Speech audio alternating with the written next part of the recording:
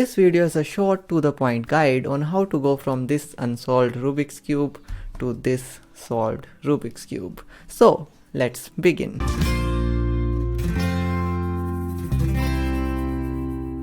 Now a thing to note in a Rubik's Cube is that these center pieces never move, they just rotate. See, they are never moving. Now you will say in here it is moving, but no, it is not moving. This above is moving, so they never move. So we can use them as our reference frame to solve this Rubik's Cube. Now how do we actually solve a Rubik's Cube?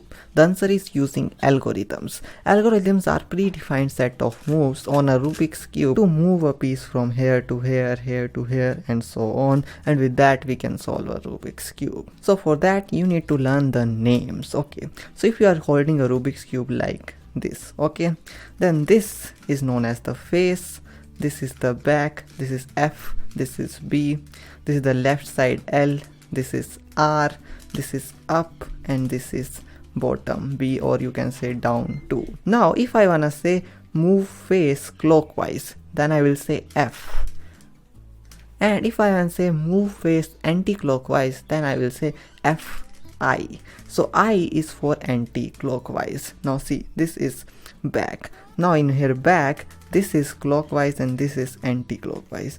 So back and BI. Similarly R, RI, and so on to all these moves. These are all the moves, you can try them on a Rubik's Cube. Now the first thing you need to do on a Rubik's Cube is to make this white cross. These are also matching and these should also match. Okay, now this is because see, this piece in here would be in here in a solved Rubik's Cube too. So this is why we need to make a cross like this. Now how would you make this? There are a lot of ways to make this cross. So in here you need to find the center white piece first. You have found it. Now place pieces around it, whatever you like. You can just play with the cube. This first part doesn't have any algorithms, so with this you will develop your instincts for a Rubik's Cube. See in here, this is our center piece, this one piece is already in here, so just match it with its like, so this is in here, correct. Now let's find another. So in here we have one in here which is already matched with this, so we can just simply rotate it to get it in here. So this is also correct. Now we need to find the fourth one, so this is also already here, so we can do this. Now the fifth one is where? So it is in here. What we can do is this. See, this will go in here, this will go up. Now we can match it and others will automatically get matched. You just need to play with the Rubik's Cube to make a cross. Now the second thing you need to do is to fill up these corner pieces, like this should also match, this should also match, and this should also match. So how you are gonna do this? There is a simple algorithm for this. First let us find a piece like this one should be up in here, but this is wrong. So first let's take it down, or if it is already down you don't need to move it. Now this is our piece which is orange, green and white. So let's take it to the place where it is orange, green and white. So in here, now apply this algorithm. So this automatically came to the first time. You need to apply it multiple times sometimes. So for example, this one will also automatically come at the first time. So this also came, and this one we took it bottom, and now this one should be in here too. So yeah, we need to do it 2 times in here. So this is how you need to complete these corner pieces too. Now I know what you are thinking, how I am gonna remember all these long algorithms. The answer is simple. You don't have to, your muscles have to. So you need to make muscle memory. Look at this. This is the cube on which I practiced how to solve a Rubik's Cube. So you can see I practiced a lot. So you just need to look at these algorithms and solve a Rubik's Cube.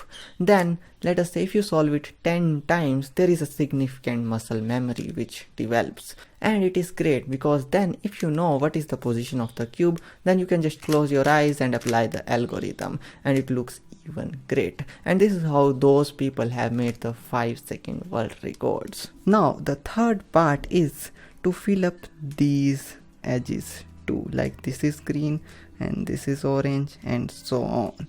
Now how you will do this? There is a simple algorithm for this. For example, this is our white side, you need to rotate it, and see, in here this is orange and this is blue, right? So this piece should be in here, right? So for this we have an algorithm, which is this one. See, now in here I am not thinking, so in here we have this piece in here, and so on. You need to put all the pieces. For a piece to move from here to here, the algorithm is this one. And if the piece is already here but flipped, you need to apply the algorithm twice to take it first in here and then back in here. Now the next thing you need to do is to complete this yellow cross too. Now there is a simple algorithm for this. There could be only two things in here, a line or a L or something like this. You will consider it a line or L, whatever. Now if there is a line, you need to hold it like this, there should be a line. And if there is a L, you need to hold it like this, like L should point like this, because if L is like in here, so you need to hold it like this. So L should be like this and the line should be like this too. Now in here I have L like this. Now apply this algorithm. If there was a line, I will also apply the same algorithm. So the algorithm is basically this. This will simply complete your yellow square. Now the next thing you need to do is to complete these corners too, but in this one you don't need to match this, we will match them later. So we need to fill up these corner pieces in here. Now there could be three things, like in here there could be a yellow piece already. So if there is a yellow piece and there are also other yellow pieces, focus on one and put it in here, like should be like this. There should be a one yellow piece. Or there could be another possibility that a yellow piece is somewhere in here. So focus on one yellow piece and put it like this, like it should be in here, here or in here. Now we need to apply this algorithm. Now I got this one, so I will do this like this. You need to apply it multiple times, okay? So I want this. Now the next thing you need to do is to match these corner pieces too. Now doing this is really easy. Now most of the times two of them are already matched. So it's like this. If they are like this, you just move them and match them like this. Now there's a simple algorithm to move this corner to this corner and this corner to this corner. So in here we need to move this corner to this corner. So this is like this and the algorithm is this.